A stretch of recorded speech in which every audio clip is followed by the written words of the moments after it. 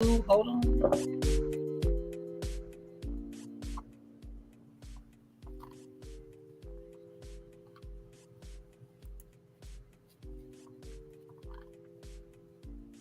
Good afternoon, ladies and gentlemen, and welcome back to What Matters Gulf Coast.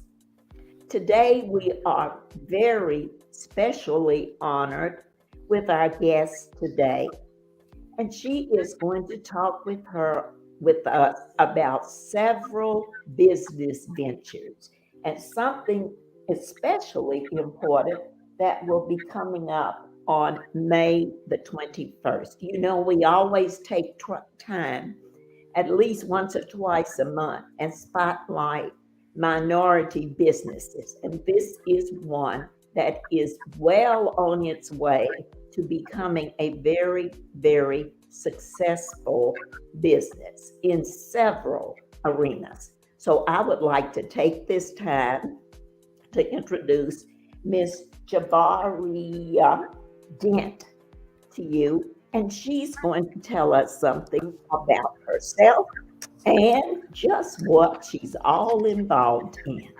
Mrs. Dent. Well, good afternoon. Thank you so much, Miss V, and thank you guys for inviting us onto the show. My name is Jabaria Dent, and I'm an educator. I am a wife, a mother, a pastor, a teacher, a worship leader, um, and a small business owner. My husband and I, in 2016, launched Dent Enterprises, four companies with one mission. And our mission is to transform the social, emotional, and economic landscape of our communities one family at a time. And we do that through programming and holistic educational opportunities. I tell people we meet you where you work, where you worship, where you learn, to equip you and engage you in the art of building dynamic families. And then give you the tools and the resources to build a strong economic foundation through home ownership. So that's a little bit about, who we are and what we're about and what we believe God has called us to do in our community. Um, and thank you again. Thank you and Susan for the opportunity to come onto your show and share a little bit about what Den Enterprises is up to and what we've been collaborating to do in our community. So the first thing, I guess, in terms of kind of timeline is our company has partnered with our ministry, the City of Grace, Mobile. We've been doing this 52 Rebuild Challenge, and we launched it in March with a conference that we held at Three Circle Church. And we're going to wrap it up with a visioneering project or visioneering. I call it the Visioneering 101 workshop. And so we're inviting ladies from all over the city to join us on Saturday, May the 21st from 8 a.m. to 3 p.m. at the Innovation Portal located at 358 St. Louis Street downtown. And we're going to start the day with meditation.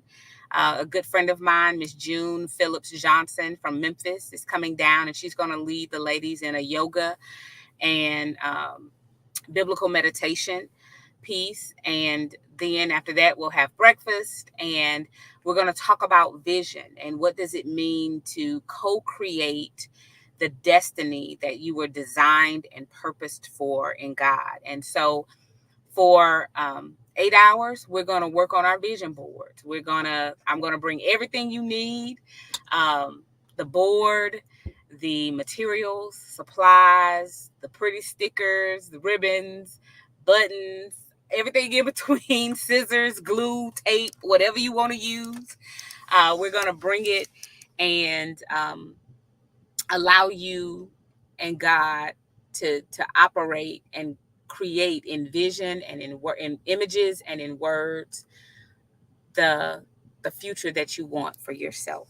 And so we're going to be doing that in May on the 21st at 8 a.m. from 8 a.m. to 3 p.m.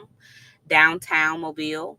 The tickets are on Eventbrite, And the title of the event is Visioneering 101. It's Saturday, and we hope that everyone will come and be a part. There are limited seats. We've limited it to 25 women because we want you to be able to have the space and the place to be able to lay out, get your materials, and really go in and design this vision board for your future. And so it's limited to the first 25 women that register. And so I'm excited about that. That is the first piece of it. The other thing that Dent Enterprises does that we're doing is economic redevelopment. So one of the things that we have learned is that 86% of all millionaires got their start in real estate.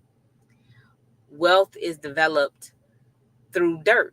And I know that sounds weird, but as a little girl, I always remember my grandfather saying, land is the one thing God is not making any more of. You can redevelop it, you can redesign it and reuse it and repurpose it, but you cannot create any more of it. And he said, a man that can get his own patch of dirt and know how to steward it well, the sky is the limit. And so my hope is that people will, part of taking control of your future and taking control of your economic destiny is through home ownership. And one of the things that Dent Enterprises does is we look in underdeveloped, underutilized areas of real estate. And one of the largest of those are our neighborhoods and our communities around Midtown and Crichton, off Mobile Street and Bayshore Avenue areas, Tomanville. Those areas have a lot of what's called air property. And with air property, there's often, it's convoluted. You know, a lot of us, our forefathers, our foremothers, they did not leave wills. There was no estate planning that happened. We worked and we lived and we tried to save until we died. And then, you know, it was left to 4 or 5 kids who don't necessarily live in Mobile. They don't necessarily occupy the property. And it becomes a money drain. And what ends up happening, what I have found is one of three things. Either you end up arguing over it, debating over it, and it just sits unutilized because of internal strife, or we lose it to the state or to the city because of taxes. We don't pay the taxes on it, and so the state comes and takes it, or we end up selling it for less than it's worth, and it leaves our community's hands. And so other developers will come in and they will develop on it. And now a property that probably a family could have lived on for $85,000 is now $185,000. And so we outprice the neighborhood. So one of the things that my company looks to do is to partner with heirs of property. So let's say you've been gifted a piece of land, a lot, or a home. You can partner with us through a joint venture where you put no cash in. Your contribution is the land or the house, and you get a percentage of the sale of that property once we redevelop it. And we help families that we're working with in other areas of our business, be it through parenting or our complete thinker. We partner with them to help them get the skills that they need to be a strong family, because we know that strong parents raise strong children. They are the cornerstone of strong families, and strong families build strong communities. And so we partner with you, and once these families get to a certain place, we put them in a house through a lease option purchase, and they have an opportunity to build their credit, position themselves to be able to purchase in 18 to 24 months. And then once the house sells, you get a percentage of that profit from the sale of that house. And for me, it is, you know, in my eyes, it's a win, win, win.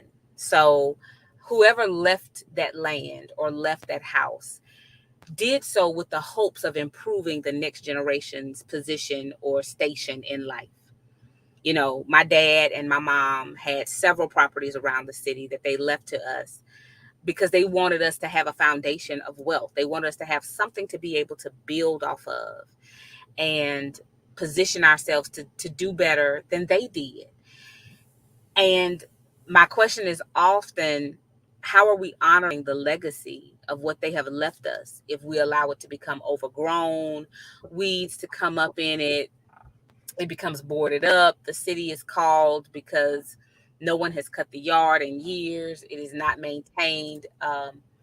Vagrants can come in and it becomes a drug house. All these other things begin to happen to it. And my question is, how is that honoring the legacy that was left by the person who left you that property? By partnering with us, you allow us to create another generation of families that can grow up in a property, that can raise their children, that can send them to school in a safe, clean, affordable environment, and begin building the foundation for economic stability and generational wealth. And that's what we want for families. We want to be able um, to create that stability in their lives.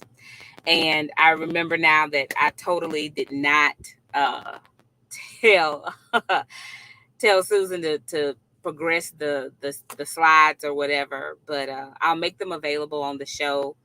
Um, but that's who we are, and that's what we do, and that's what we're trying to accomplish in our community. That's Dent Enterprises in a nutshell. So I'm not a long-winded person. That's me, and that's what we do. Well, we do thank you. Can you give us just a little bit more information So I on? know we were supposed to leave a few minutes, 15 to 18 minutes. We were supposed to leave for questions and answers. So Yes. I'm done. Okay. Can you hear me? I Can you can. hear me? Okay, great. Will you tell us a little bit more about the visionary project and what you will be doing? What are you talking about for those of you who may not know? What are you talking about when you're talking about a vision or a vision board? So every successful person I know, from Oprah Winfrey to LeBron James, has a vision board. And a vision board is simply a board. It can be a poster. It can be a cork board. For LeBron James, it's literally a whole wall in one of the rooms of his house filled with pictures of, people, places, things that he would like to accomplish or acquire or achieve in his life. And it is the ability to, it's based off of Habakkuk, depending on how you pronounce it. He's one of what's considered the minor prophets in the Old Testament of Scripture. And Habakkuk is in a dilemma because his people um, have forgotten God, and it seems like God has forgotten his people. And so he sees the devastation, he sees the depravity all around him. And so he kind of brings up charges against God, like, God, when are you going to fix this? When are you going to overcome the enemy? And I feel like sometimes, after almost 3 years in a pandemic, I don't know about others, I feel that way. I feel like, God, it feels like the bad guys are winning everywhere I look. It feels like, you have countries invading other countries seemingly for no reason. We have pandemics happening and innocent people dying. We have, and I'm like, God, it seems like the bad guys are winning and the good guys are losing. And Yes. that's where Habakkuk was. He was like, what is happening? And then God responds, and he tells Habakkuk, he said, write the vision on tablets and make it plain. He says, so that they that read it can run with it. For the vision is set for an appointed time. Wait for it will not lie. He said, though it tarries, wait for it, for in the end, it will not tarry. Mm-hmm. And so it's about writing a vision, laying out in black and white what you want your life to look like. Mm-hmm. And we have 7 areas. I call them the 7 key relationships of our life. Um, we have a relationship with our reflection. How do we want to look at ourselves? What do we want ourselves to look like? So our relationship with our reflection, our relationship with our faith, our relationship with our future, which is kind of where the vision board comes in, our relationship with our family, our relationship with our finances, our relationship with our friends, and lastly, our relationship with our frenemies. Um, so, how do you deal with people who smile in your face but have ulterior motives towards you? So, um, So in this, we're going to break down our vision board into 7 different areas. We're going to break down our vision board and help you address those 7 areas of your life through images. So we'll have pictures, we'll have magazines. I tell participants, bring pictures of yourself. Bring a picture of yourself when you were at your happiest, when you were um, or doing something that you want to do again, or maybe trying something that you've never tried before. Bring a picture of yourself doing those things. But we're going to provide all these other images. And we cut them out and you put them strategically along this board that you take and you hang up and you look at every day. Mm-hmm. And then from a vision, you begin setting goals. So if my vision is to, my biggest enemy has always been the scale. So, if my vision was to lose 25 pounds, okay, so what does 25 pounds less Jabaria look like? Mm-hmm. And, it could be a lady in a bathing suit. It can be, someone. I remember for me at my heaviest, I couldn't get on a roller coaster. Mm-hmm. So, it could be me, somebody riding on a roller coaster or a picture of a roller coaster. Mm-hmm. And then from there, what are the goals that I need to set? I can't lose 25 pounds by tomorrow, but what can you do by tomorrow? Well, you can begin working out. You can go to the gym 3 times a week or 4 times a week or 5 times a week, whatever those goals are. But it helps you it's kind of a picture motivation of what things can look like for your life. Mm-hmm. And it's designed to motivate you, to drive you, so that every day you look at it. And we intersperse our vision boards with affirmations. And affirmations are simply decreeing out loud, because the Bible says that our faith comes by hearing, and hearing by the word of God. Mm-hmm. And so what are we speaking over our lives every day? And so our vision will be, ladies will write out their affirmation about themselves. Who am I? What is my relationship with my family going to look like? Mm-hmm. What generational curses do I plan to break in my family? Mm-hmm. With my finances, what are my finances going to be like? And I think a lot of times we're afraid to say out loud our dreams. Yeah. We're afraid to say, I want to be a millionaire. Mm-hmm. But our vision should be, and my husband pointed this out to me today, as we were talking about this and what we were going to talk about, what I was going to talk about today with you all, was he said our vision has to be transformational. And at the heart of the vision has to be people, because on the heart of God is people. Mm-hmm. If it's just about buildings and budgets, it's not about God. It has to be tied to how are we going to transform other people? How are we going to transform people? How are you going to transform your family? How are you going to impact and transform the community in which you live? And so we talk about all of that. And then, so we break down the day into 6 chunks, Mm-hmm. where there's 30 minutes of teaching and then 30 minutes of work, and then 30 minutes of like teaching and coming together and collaborating, and 30 minutes of work. And so we try to chunk the day that way, talking about all of those 7 areas of our lives. And Mhm. at the end, you have a picture of your future. You have your vision board. You have, and then from there, what is your relationship with that vision board gonna look like? Okay. All right. It's very, very interesting. Very I hope interesting. that answered the question. It did. It did. And thank you. Um, the economic development piece. If a person has a piece of property that they're not I can't really, hear you, Miss V. I'm sorry. can you hear me? I can hear you now. Yes, ma'am. Okay. If a person has a piece of property that they're really not doing anything with, or they've got two or three other siblings, and one person wants to do this, and another person wants to do something else, and another person wants to just hurry up and sell it quick so they can get the little bit of money out of it and gone.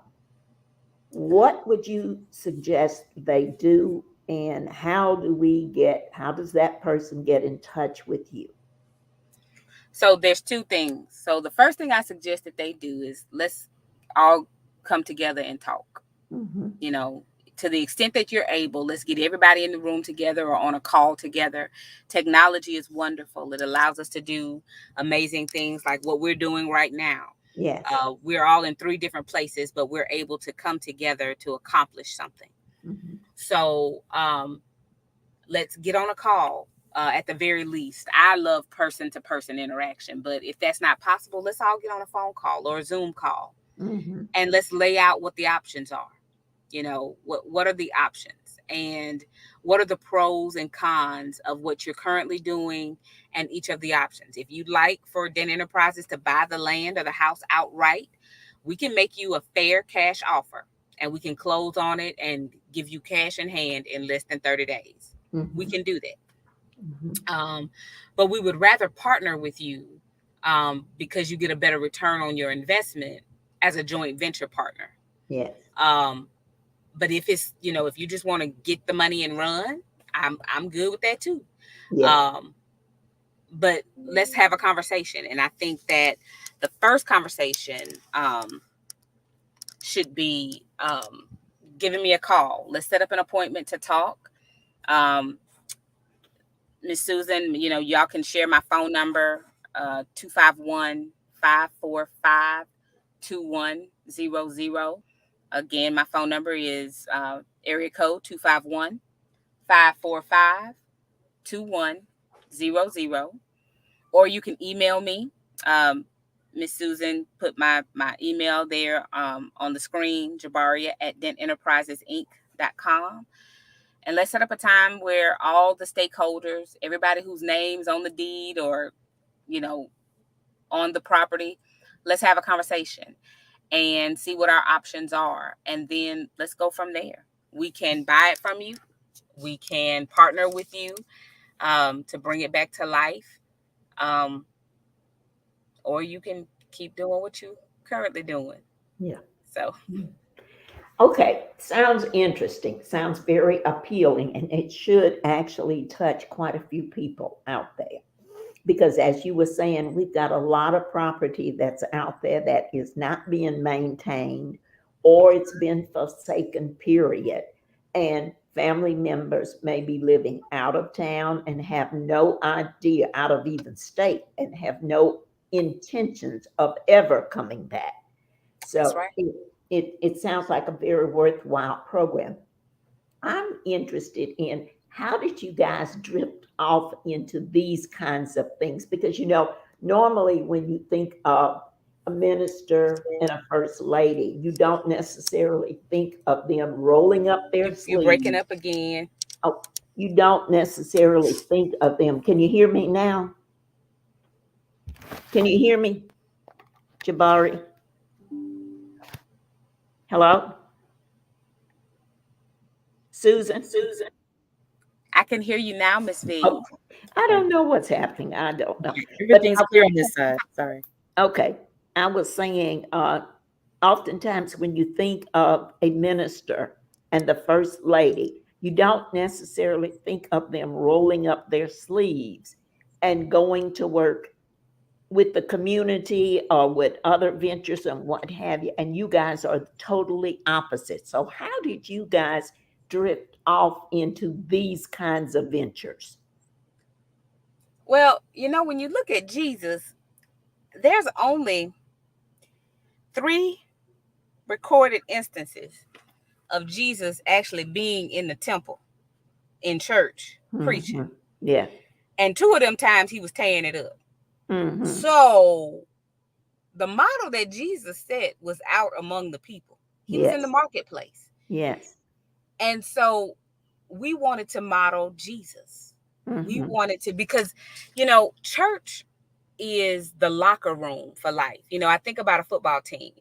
They go into the locker room. That's where they have their huddle. That's where they get piped up. They get pumped up. They get their plays. They're reminded of their purpose, and they're like, yes, this is what we're here to do. But where it all is won or lost is on the football field. So you can determine how good their practice was, or how good their locker room time was, by what happens on that football field. Mm-hmm. Mm-hmm. And so for us, church is supposed to be the huddle. That is supposed to be the locker room. But Yes. we're supposed to live it out Mm-hmm. Mm-hmm. Monday through Saturday Yes. in the world. Yes. Yes. And if we're not transforming lives, if we're not touching people's lives, then what are we here for?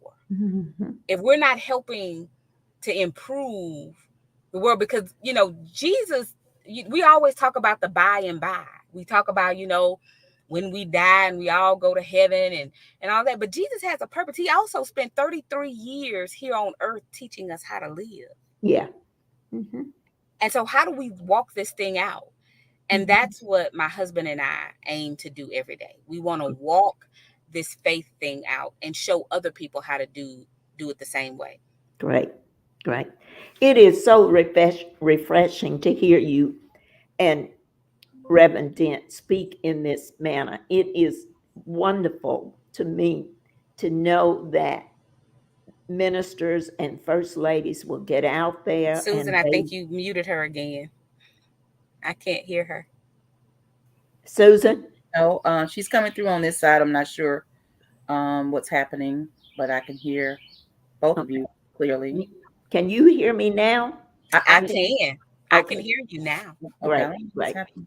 I was saying it is very refreshing to know that ministers and their wives, especially the younger generation, are really getting into the community and doing some things to help redevelop our communities. With a focus on making everyone better and emphasizing the need for some financial stability as well.